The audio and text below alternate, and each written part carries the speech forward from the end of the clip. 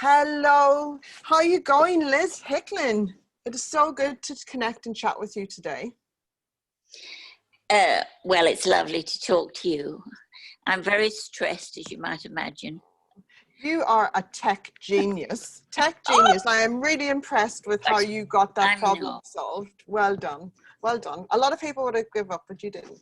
We're here today to talk about Limerence. Oh, yes, yes. This amazing divine book that started on a tram in Melbourne after an event. Do you remember that? I do. Yes, You just enchanted us. I bamboozled you. You did not bamboozle. You absolutely fascinated me. The story just captured my heart. Can you share a bit of that with our readers here? Well, it all happened in my sister, who is 90, went to the London Olympics in 1949 and met a French boy, and they had a romance. They exchanged letters afterwards, and then she met a Swiss boy and decided to marry the Swiss. And the French boy never got over it his whole life. He was so miserable, he wouldn't study, but then his papers came to join the French Army of Occupation of Germany. And so he was standing on duty in a field, and a German girl came up to him and said, I am one of 5 sisters. Not one man has returned to our village. I would like to be married. Please, will you marry me? So he said, well, if I'm in love with someone I can't marry, so if you're happy with that, I'll marry you. And so they married, which is very hair-raising in those days for a German girl to marry a French man and be taken back to France. So who knows what she had to put up with just after the war.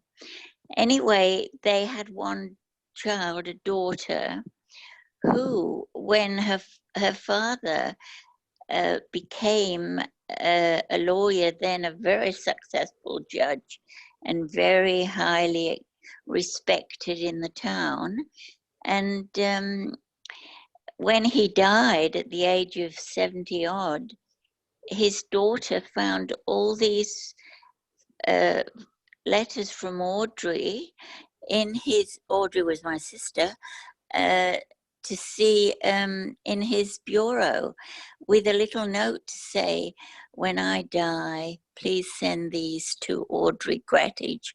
She has been my constant companion. And so Audrey got this bundle of letters and she didn't know what it was all about. She'd forgotten all about him.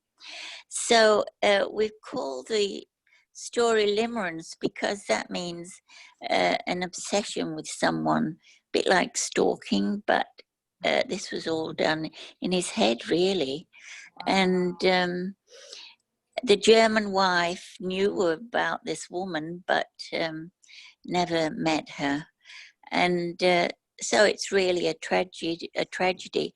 But my sister has been to the house in France and met the daughter. They correspond, and he had the most amazing house full of antiques. And Audrey said, "Where is your mother?" And the daughter said, "Oh, she couldn't stand this. They should never have married. They were so dissimilar." And she has her house in town. She calls all these antiques junk. So Audrey stayed a couple of days there. She visited his grave, but she went back to America, where she's very happily married to an American. So that's sort of the story. It's just a tragic love story in someone's mind. Isn't it amazing? And like Limerence is the perfect, and it's a true story, you know, it's amazing. And then for you to take the time to write this story so that we can embrace it, like it's amazing. It's a beautiful story. And you had the help of the amazing Susan Wakefield, who's here with us. Susan, can you share with us some insights into working with Liz and helping this story come to life? Oh, it's thank you, Karen, for having me. It has been a trip. You know, I've had to go through a healing process of my own, some things that have happened in my life, and I took a hiatus from writing for a little while. And it was upon meeting Lizzie that, you know, she brought me back to life just by sharing this story. And she told me, you know, a quick synopsis, you know, and I immediately became entranced with the story. And I said, do you have the letters? And she said, oh yes, I have the letters. I know. And I thought I would love to see them, you know. And so we arranged to meet, and she showed me the letters, and I was gobsmacked. I thought, this, you know, we're dealing with real history here, and post World War II. You know, I've just come back from 3 years in France, so I also felt a personal connection to the story being based in, or partly in France and Germany and Europe. And it's an amazing story. More than a love story, though. I think, you know, there is a tragic element to it, a very Shakespearean tragic element that touched me.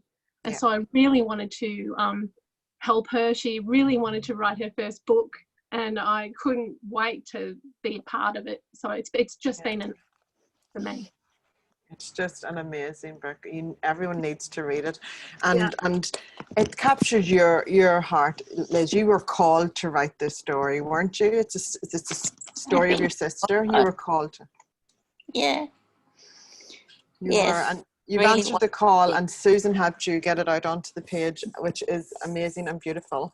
And it goes to show now you're very young yourself, Liz. You know, and venturing into authorship. And I believe that you're in the middle of writing your own story. Well, I thought I never would. I've had a strange life. But during my time with Susan, I'd just mention things out of my life, and she'd either gasp in horror or roar with laughter. So she'd say, write it down. And so I am, and I'm sort of living my life all over again. Wow. I have to admit, after having had a few conversations with you at events I attended in Melbourne, you're one of the most fascinating people to chat to. It's just, these stories are true and they just come through, and it's just like, oh, wow, tell me more. You never tire of a conversation with Liz Hicklin, I tell you.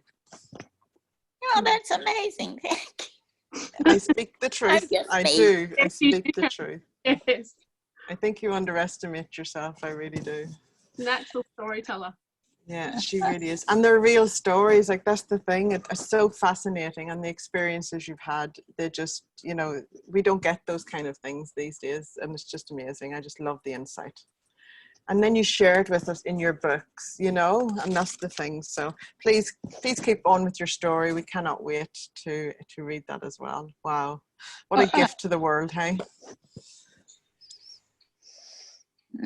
Well, it'll be a little while yet, but that Susan, she's harassing me the whole time. Susan, keep on it. Keep on the case. She's be more descriptive with the love scenes and all this business.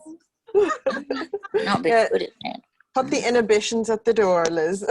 Just let it all come out. Well, I'm not a romance writer, you know. Yeah. That's fine. That's fine. That's fine. But whatever strengthens, that's Susan's job, is to help you strengthen the manuscript. Give us what we want to read. All right, I'll try. Yeah.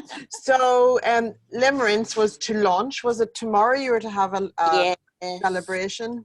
So sad. Just so sad. It was going to be a bit like a funeral with a living corpse, because they were all my friends from years in Australia. I'd asked them all, and you know, some of them I hadn't seen for years. But anyway, it wasn't to be. Maybe. But we're here celebrating on World Book Day. We are, and your book is amazing, and it's in our bookstore as well if people want to. Oh, I think that Elizabeth. Oh, there she's back. That's good. So You better. I'm going to close any day now, any minute. This okay. I don't know why. I thought I was plugged in, but it's not working. Well, then we'll wrap it up, and we will say thank you so much for joining us today, Liz. It was a pure joy. It always is to have a conversation with you. And we will celebrate the launch of Limerence. We'll have a nice online launch. You can invite all your friends and show them how to use Zoom. All right. If I can Okay. Zoom. All right then. Thanks very Bye. much, Karen. Bye. Bye. Thank you, Susan. Thank you, Susan, for joining. Bye.